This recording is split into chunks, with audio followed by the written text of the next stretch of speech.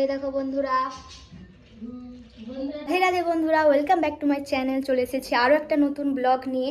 তো প্রথম থেকে শেষ পর্যন্ত ব্লগটা দেখতে থাকো। এখানে সবজি আছে, আমি এখন সবজিগুলোকে কেটে নেব। যার আজকে বার্থডে সে এখন মেঝেতে গোড়াগড়ি খাচ্ছে। তো আজকে ওরই জন্মদিন উপলক্ষে আমরা এসেছি, আর আমাদেরকেই রান্না করে খাওয়াতে হবে। তো দেখো বন্ধুরা, আমাকে এখানে পয়সা দিয়েছে বোকা ভাড়ে গলানোর জন্য। ওরে বাবারে, দেখি ভারী অনেকই আছে। আগে বোকা ভাড়ে পয়সা গুলাতে দিচ্ছে, এবার বোকা ভাড়টা চাগিয়ে দেখ। তো এখন মিক্সচার মেশিনে আমরা চিনিটাকে গুঁড়িয়ে নেব। আমার সব সবজি কাটা কমপ্লিট হয়ে গেছে।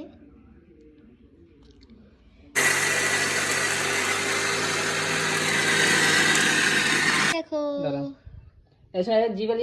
এই চিনিটা মুখে দিবার পরে গ্লুকন্ডির মতো খেতে টেস্ট লাগছিল। তো এখানে আমি চালটা ধুয়ে নিয়েছি, আর এখানে হাঁড়িতে জল ফুটতে দিয়েছি, কিছুটা তেল দিয়েছি, আর এতে আমি এগুলো দিয়ে দিচ্ছি। তো এখানে আমি চালটা দিয়ে দিয়েছি। এদিকে এটা হতে থাক, আর এদিকে আমি সবজিগুলোকে ভেজে নিই। এইখানে সবজি কেটে রাখা আছে। তো আমি এখন কড়াইতে তেল দিয়ে দিয়েছি, তাতে কাজু আর কিশমিশগুলো ভেজে নেব খুব ভালো করে। তারপরে ওই তেলেতেই আমি সবজিগুলোকেও ভেজে নেব। আমাদের আমি এখানে এখন রান্না করছি আমার জন্মদিনের জন্য। যেহেতু লাড়ালাড়ি চলছে, জানি কিছু বললে? কি বলবো, রান্নির আবার কি? আমি রান্নি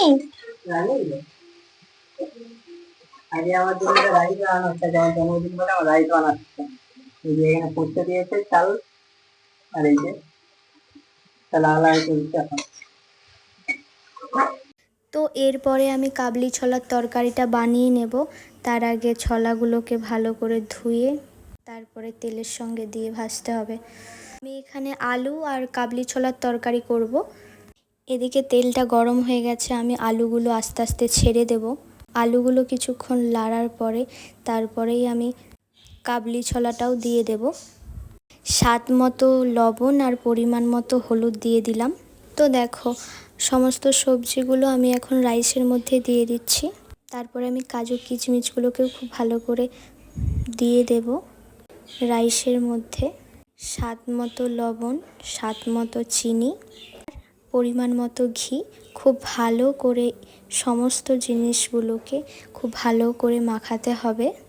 আমি এই প্রথমবার রাইস বানাচ্ছিলাম। তো কড়াইতে তেল দিয়ে শুকনো লঙ্কা, একটা তেজপাতা, এই মশলাটা আমি বানিয়েছি, একটা টমেটো, আদা, গোটা জিরা আর পোস্ত। খুব ভালো করে পিনট করে নিতে হবে মশলাটাকে। তো মশলাটাকে খুব ভালো করে কষতে হবে। আমি নিরামিষি কাবলি ছোলার তরকারি করছিলাম। তো মশলাটা খুব ভালো করে কষানো হয়ে গেলে পরিমাণ মতো লবণ, পরিমাণ মতো হলুদ, আর কিছুটা চানা মশলা, পরিমাণ মতো লঙ্কা গুঁড়ো দিয়ে খুব ভালো করে মশলাটাকে কষিয়ে নিতে হবে। তোমরা যতটা ঝাল পছন্দ করো সেইভাবে আন্দাজ করে দিবে। তো খুব ভালো করে কষিয়ে নেবার পরে কালারের জন্য আমি এখানে কাশ্মীরি লঙ্কা ইউজ করেছিলাম। এই লঙ্কা গুঁড়োটা দিলে খুব সুন্দর কালার আসে। তো দেখো, এই চানা মশলাটা আমি ইউজ করেছিলাম। তো এখন মশলাটাকে খুব ভালো করে মিক্স করে নেবার পরে ভেজে রাখা আলু আর কাবলি ছোলা আমি দিয়ে দিয়েছি। দেখো, খুব ভালো করে লাড়তে হবে, নাহলে বসে যেতে পারে। এখানে আমার কষানো হয়ে গেছে, এবার পরিমাণ মতো আমি জল দিয়ে দেব।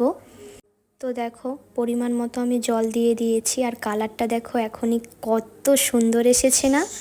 এইভাবে তোমরা অবশ্যই একবার বাড়িতে ট্রাই করতে পারো কাবলি ছোলার তরকারি। তো দেখো, আমার এখানে রেডি হয়ে গেছে। আমি অল্প পরিমাণে চিনি, নামাবার আগে কিছুটা চানা মশলা ছড়িয়ে তারপরে আমি নামিয়ে নেব।